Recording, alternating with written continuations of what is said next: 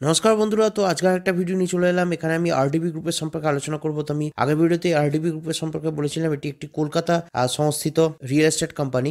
তো এরা ইন্টারকাশি কে আগের বছর অ্যাকোয়ার করেছিল এবং তারপরে কিন্তু অনেক ভালো ভালো সাইন করেছিল। আমি দেখতে চাইছিলাম যে এরা কি করে পারফরমেন্স করে এবং এরা পাস করে কিনা। তো আমি দেখলাম শুধু এরা পাসই করেনি, ডিস্টিংশন নিয়ে পাস করেছে। কথা হচ্ছে এই যে কলকাতার যে সংস্থাটি আছে এটি খুব বড় সংস্থা, যেরকম তোমাদের আগেই জানিয়েছি। তো ইনি প্রথমে কি করেছিলেন, যেহেতু এই কোম্পানিটি কলকাতা থেকে বিলংস করে, সেই জন্য তিনি আইএসএল এর একটা জিনিস পুঙ্খানুপুঙ্খভাবে নজর রেখেছিলেন, এটা বলাই যেতে পারে। কারণ মোহনবাগানের যে ফর্মার কোচ, এটিকেরও ফর্মার কোচ বলা যেতে পারে, যার আন্ডারে কিন্তু এটিকে চ্যাম্পিয়ন হয়েছিল এবং আগের বছর এনার নেতৃত্বে কিন্তু এনার কোচিংয়ে কিন্তু মোহনবাগান রানার্স আপ হয়েছিল। তো খুবই ভালো মানের কোচ অ্যান্টোনিও লোপেজ হাবাস, এর সম্বন্ধে কোনো তো ধারণা নেই। তো এনাকেই পিক করেছিলেন যারা ক্লাবের মালিক, তারা টেক ওভার করার পরে আরডিবি গ্রুপ। তো শুধু এরা যে অ্যান্টোনিও লোপেজ হাবাসকে সই করিয়ে ক্ষান্ত হয়েছিল তা কিন্তু নয়, বরঞ্চ খুব ভালো ফুটবলার যে কিনা 2020 সালে উয়েফা ইউরো কাপে খেলেছিল, ফিনল্যান্ডের হয়ে ম্যাচও খেলেছে, ডেনিশ সুপার লিগাতে ম্যাচ খেলেছে, সেরকম একটা বড় মাপের ফুটবলারকে কিন্তু এরা সই করেছিল। তাহলে এটা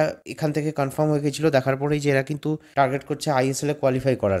যদিও এখনো এদের যে হোম স্টেডিয়াম আছে সেটা ফিক্সড হয়নি, কারণ এই ইউপিতে ফুটবল স্টেডিয়াম নেই। এখন শুনছি যে 2000 আসন বিশিষ্ট একটা স্টেডিয়ামের অন্তত কনস্ট্রাকশন চালু হয়েছে ইউপিতে, দেখা যাক কবে শেষ হয়।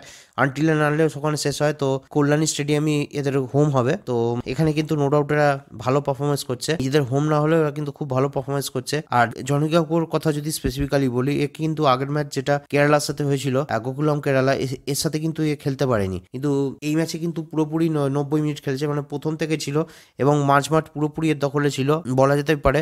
এবং এ প্রচুর কিন্তু পাস বাড়িয়েছিল ম্যাচের প্রথম থেকেই প্রচুর পাস বাড়িয়েছিল। আজকে ইন্টারকাশি ভাগ্য খুব খারাপ যে এরা মাত্র 5-1 গোলে জিতলো, কারণ এদের দুটো শট কিন্তু গোল পোস্টে লেগে বাইরে বেরিয়ে গেছে, বাইরে বেরিয়ে গেছে।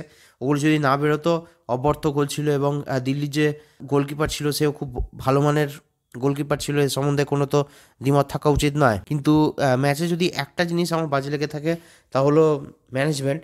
কারণ কল্যাণী স্টেডিয়ামে কিন্তু 24 মিনিটের জন্য লাইট চলে গেছিলো, যখন ম্যাচের বয়স 41 মিনিট তখন কারেন্ট চলে গেছিলো। তো এই কারেন্ট চলে যাওয়াতে কিন্তু খুব একটা পারফরমেন্সে এফেক্ট পড়েনি ইন্টারকাশি, তা বলাই বাহুল্য, কারণ এরা 5-1 গোলে জিতে গেছে এবং 7-1 গোলেও ম্যাচটা জিততে পারতো যদি না দুটি বল গোল পোস্টের বাইরে চলে অন্য জায়গায় চলে যেত। খুব সুন্দর শটগুলি মেরেছিল।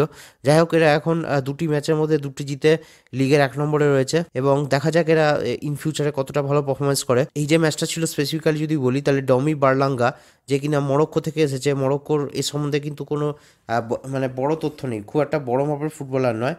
খুব সম্ভবত ডোমেস্টিক লিগে যে নিচের সারির যে টিমগুলো আছে তাদের সাথে খেলেছিল, সেকেন্ড কিংবা থার্ড ডিভিশনের টিমের সাথে খেলেছিল। বাট এর কিন্তু যে মাঠে যে পারফরমেন্স দেখলাম সেটা কিন্তু মনে হয়নি এ শুধু হ্যাট্রিক করেনি, এরই দুটো বল কিন্তু গোলপোস্টে লেগে বাইরে বেরিয়ে যায়। তো এরা হচ্ছে ডনি বার্লাঙ্গা, এ কিন্তু হ্যাট্রিকও করেছে আগের ম্যাচে, দেখা যাক কি হয়।